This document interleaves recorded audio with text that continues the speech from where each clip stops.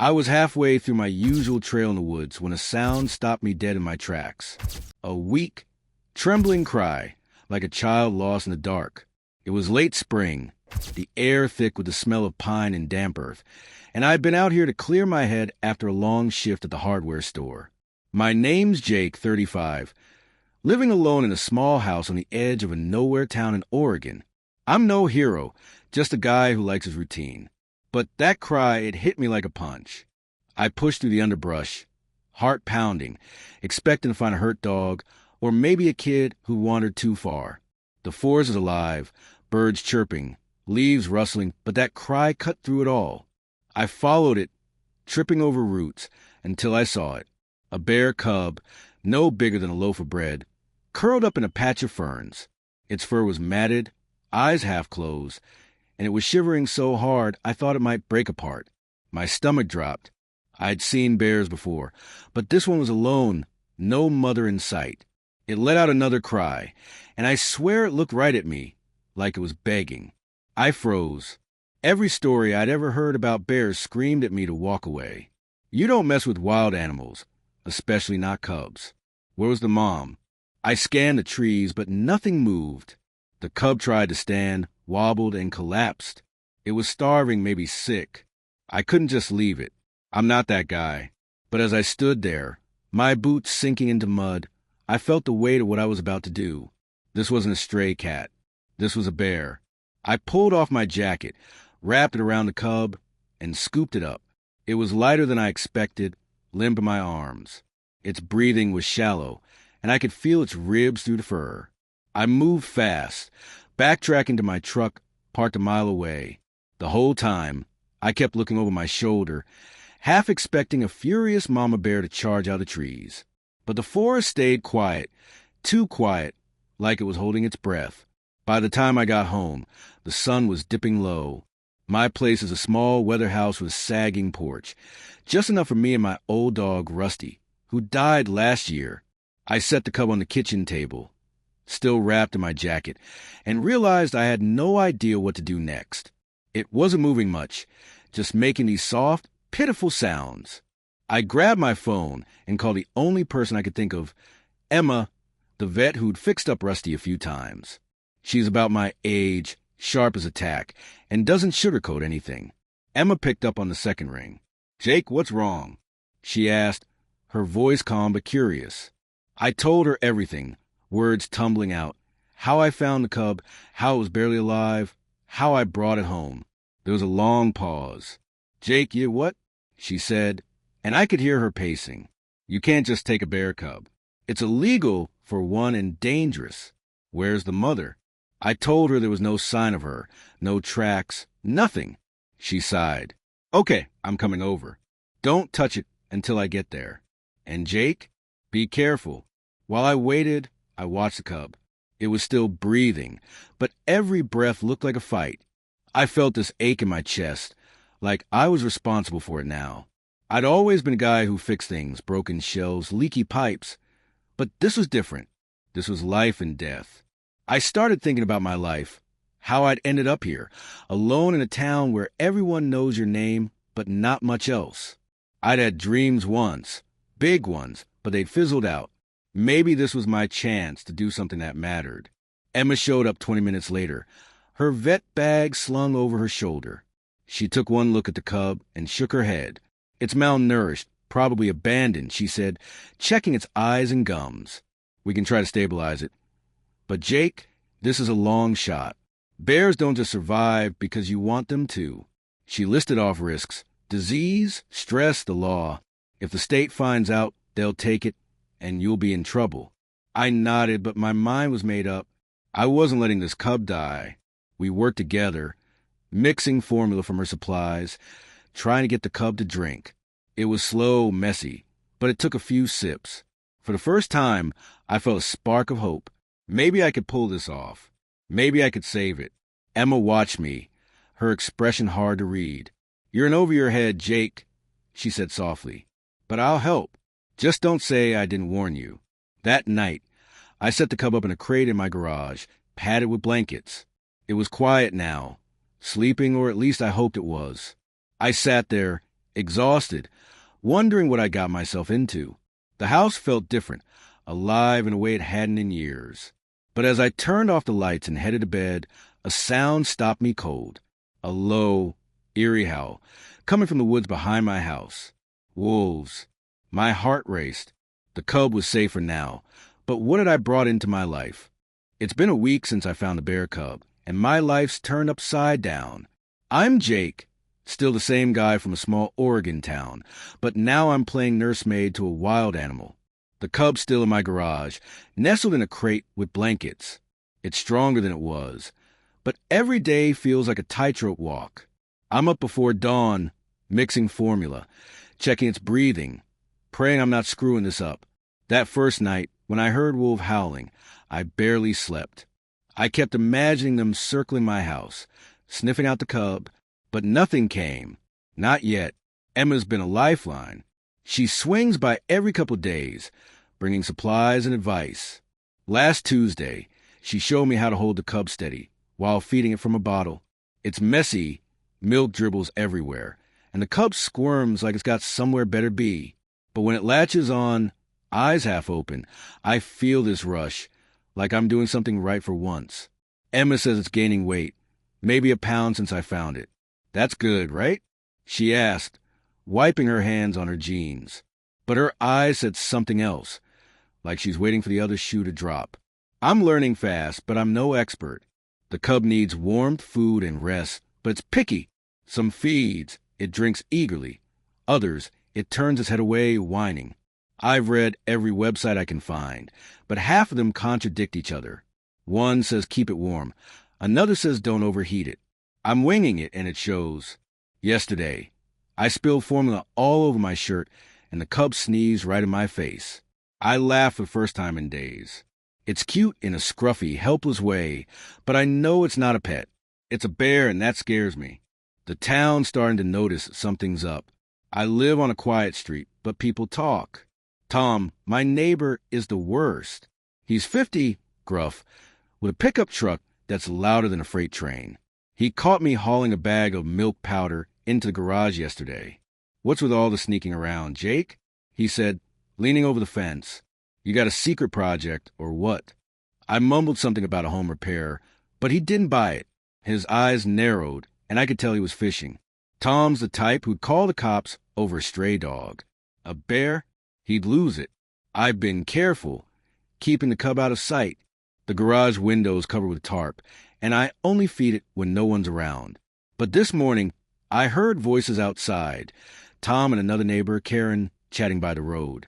I couldn't catch much, but I heard my name and the word trouble. My stomach twisted. If they find out, I'm done. Emma warned me the state could seize a cub, maybe find me. Or worse, they'd put it down if they think it's too weak to survive. I can't let that happen. Emma came by this afternoon, her vet bag heavier than usual.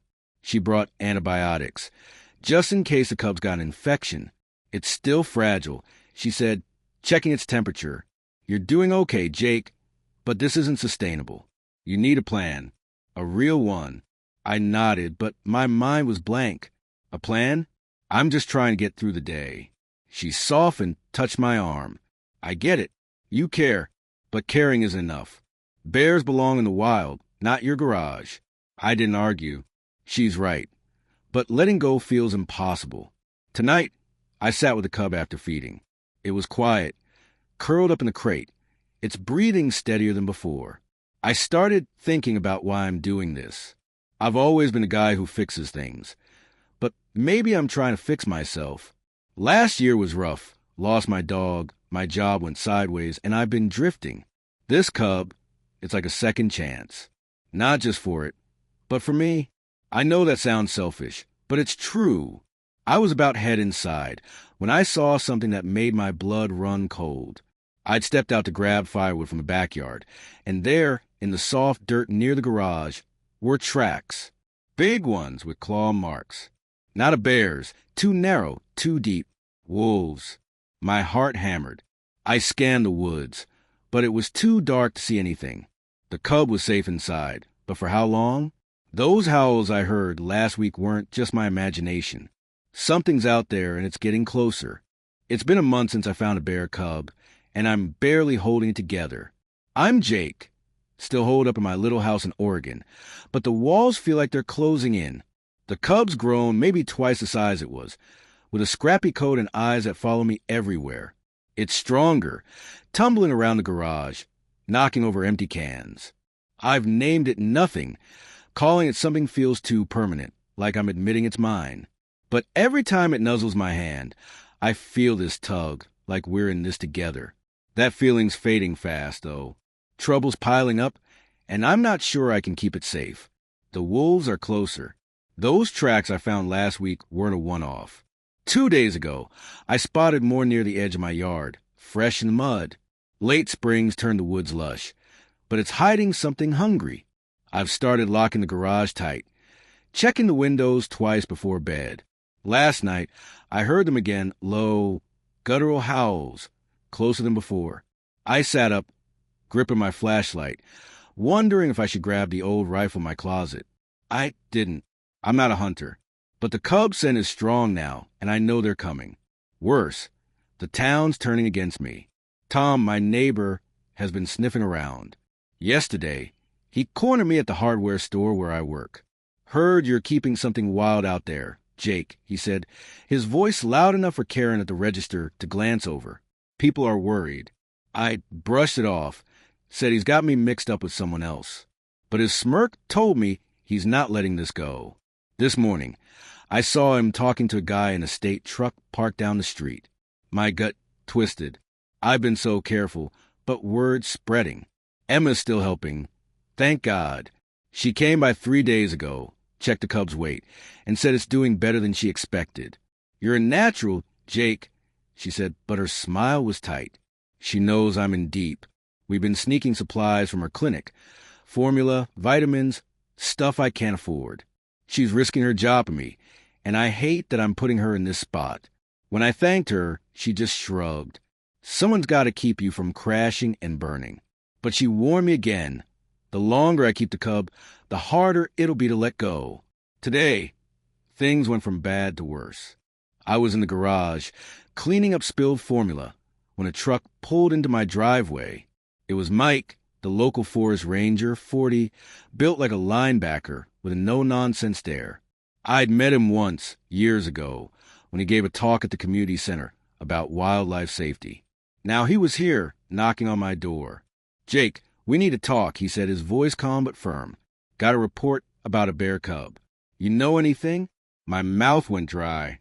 I let him in, trying to play it cool, but my hands were shaking. Mike didn't waste time. We know you've got it, he said, sitting at my kitchen table. Neighbors saw you hauling supplies. It's illegal to keep wildlife, Jake. You're putting yourself and the cub in danger. I tried to explain how I found it starving, how it would have died. He cut me off. Doesn't matter. It's not your call. Hand it over or we'll take it. I asked what they'd do with it. He looked away. Depends. If it's healthy, maybe a sanctuary. If not, I didn't need him to finish. I told him I'd think about it. He gave me 48 hours. After he left, I went to the garage and sat with the cub. It was playing, batting at a rope I'd tied to the crate. I wanted to scream. I'd fought so hard to keep it alive, and now what? Give it up to be caged or worse. I started doubting everything. Maybe I was selfish, thinking I could save it. Maybe I was hurting it more by keeping it here. Emma's words echoed. Bears belong in the wild. But the wild's not safe either, not with wolves circling. I was still sitting there, lost in my head, when I noticed the cub wasn't moving right. It had been fine an hour ago, but now it was sluggish, lying down, breathing hard. I called Emma, my voice cracking. Something's wrong, I said. She told me to check its gums. They were pale. Get it warm and don't move it, she said. I'm on my way. I wrapped the cub in blankets, my hands shaking. It looked up at me, eyes dull, and I felt like I was failing it. Had I missed something? Was this my fault? All I knew was I couldn't lose it. Not now. 2 weeks have passed since the cub got sick, and I'm running on fumes. I'm Jake, still in my small Oregon house, but it feels like a battlefield. The cub's fighting, but it's not out of the woods. Emma's been here almost every day, helping me nurse it through fever and weakness. We've got on antibiotics, a feeding schedule that's like clockwork, and a heat lamp in the garage to keep it warm. It's better than it was. Its eyes are brighter and it's moving more, but every cough, every slow breath keeps me on edge. I'm terrified I'll lose it. And now, the world outside my door is closing in. Emma's become more than a vet to me. We've spent late nights in the garage, mixing formula, watching the cubs sleep. She's tough, but there's this warmth in her laugh that makes the chaos bearable. Last night, she stayed past midnight, and we talked about everything. Her growing up in this town, my old dreams of leaving it. "You're stubborn, Jake," she said, smiling. "But you're not alone in this." Her words hit hard. I've been alone for so long. I forgot what it's like to have someone in my corner. But even she can't fix what's coming.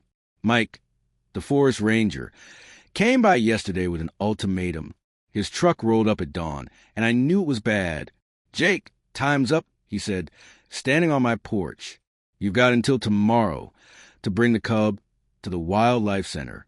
They'll decide if it goes to sanctuary or..." He didn't finish, but I knew.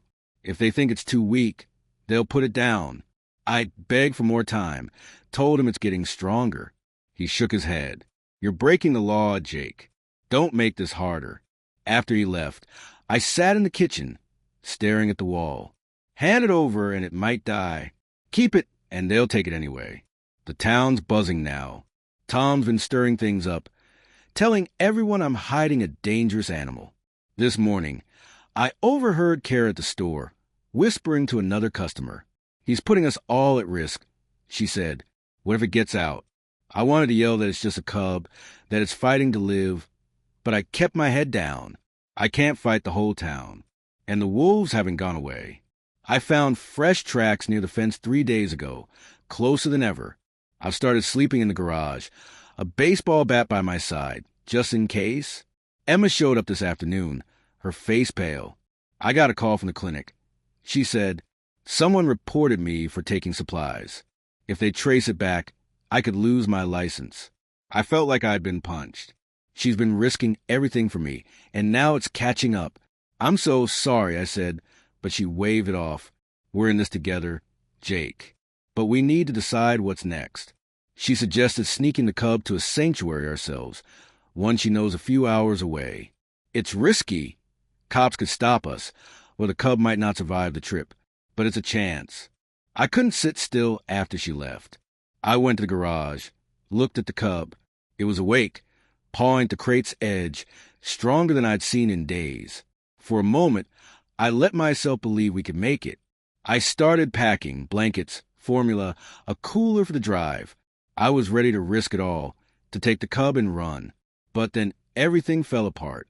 I'd left the garage door cracked, just for air. I was grabbing my keys from the house when I heard a crash. I ran back and froze. The crate was tipped over, blankets scattered. The cub was gone. My heart stopped. I shouted its name. No name, just cub. Searching the garage, the yard. Then I saw it near the fence, limping toward the woods. A shadow moved in the trees, a wolf, low and silent, eyes glinting. I screamed, grabbed the bat, and ran toward it. The wolf bolted, but the cub was shaking, a small gash on its leg from the crate. I carried it back, my hands trembling, and called Emma. She stitched the wound, her face grim. "It's stressed, Jake," she said. "This could set it back." I sat there, holding the cub, feeling like I'd failed it. I'd been so focused on saving it. I didn't see how fragile this all was. Now Mike's deadline looms. Emma's job is at risk, and the cub's hurt. I'm standing at a crossroads, and every path looks like it'll break me. Tomorrow, I have to choose, give it up, run, or fight. But whatever I do, I'm scared it'll destroy everything I've been holding on to. It's been a month since everything came crashing down, and I'm still picking up the pieces. I'm Jake, sitting in my quiet Oregon house, the same one that felt like a war zone not long ago. The garage is empty now, no crate, no blankets, no cub. Late spring is giving way to early summer, and the woods outside my window are thick with green. But I'm different. The man I was before I found that bear cub feels like a stranger, I've been through something that broke me open, and I'm not sure if I'm better for it or just more scarred. Either way, I'm here telling you what happened, or at least as much as I can. That night, when the cub got hurt, I was at my breaking point. Mike's deadline was hours away. Emma was risking her job, and the cub was limping, its legs stitched up after that wolf scare. I sat in the garage, watching it sleep, and made a choice. I couldn't hand it over to the state, not when I knew they might kill it. I couldn't keep it here, either, with wolves circling and neighbors like Tom ready to turn me in. So I called Emma. "We're taking it to the sanctuary," I said. "Tonight." She didn't hesitate. "I'll be there in 20. We moved fast. Emma brought a carrier from her clinic, and we loaded the cub up with blankets and a bottle for the road. It was weak but calm, like it trusted us. The sanctuary was a 4-hour drive, a small place she'd worked with before, off the grid, no questions asked. We took my truck. Driving through the dark, the cub's soft breathing the only sound. Emma kept checking on it, her face tight with worry. "You're doing the right thing, Jake," she said, but her voice shook. I wanted to believe her. Halfway there, we hit trouble. A state trooper pulled us over for a busted taillight. My heart was in my throat as he shone his flashlight into the cab. "What's in the back?" he asked, eyeing the carrier. "Just supplies," I lied, my voice steady but my hands sweating. Emma chimed in, said we were delivering donations to a clinic. He stared at us, then waved us on. We didn't speak for miles after that. I kept thinking, if we get caught, it's over for the cub, for Emma's career, for me. We reached the sanctuary at dawn. A woman named Clara met us, gray-haired, no nonsense. She took one look at the cub and nodded. "It's got a chance," she said, "but it's not out of the woods. They'll rehab it, teach it to be wild, maybe release it if it's strong enough." I asked if I could visit. She shook her head. "Best to let go, Jake. Bears aren't pets." I handed over the carrier, and the cub looked at me, eyes wide. I turned away before I could change my mind. The drive back was silent. Emma reached for my hand at one point, and I let her hold it. When we got to my place, she hugged me, hard.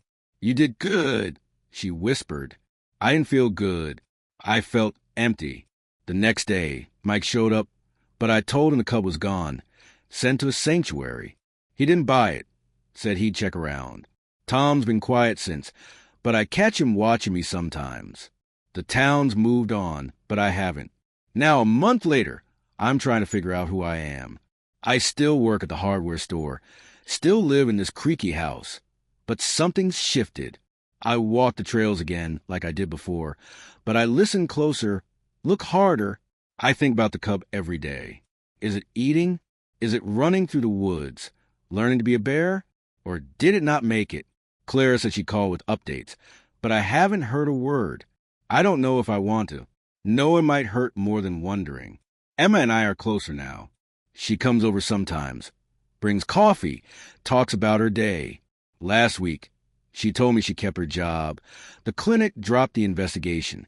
We don't talk about the cub much, but it's there between us like a thread that won't break.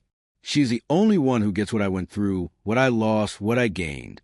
Yesterday, I found a small paw print in the mud near my yard. Could have been a dog, a raccoon, anything. But I stood there, staring, feeling the spark of something. Hope, maybe. I don't know what happened to Cub, and maybe I never will. But I know it changed me. I'm not the guy who just fixes things anymore. I'm someone who tried, who fought, who cared. And that's enough to keep me going one step at a time.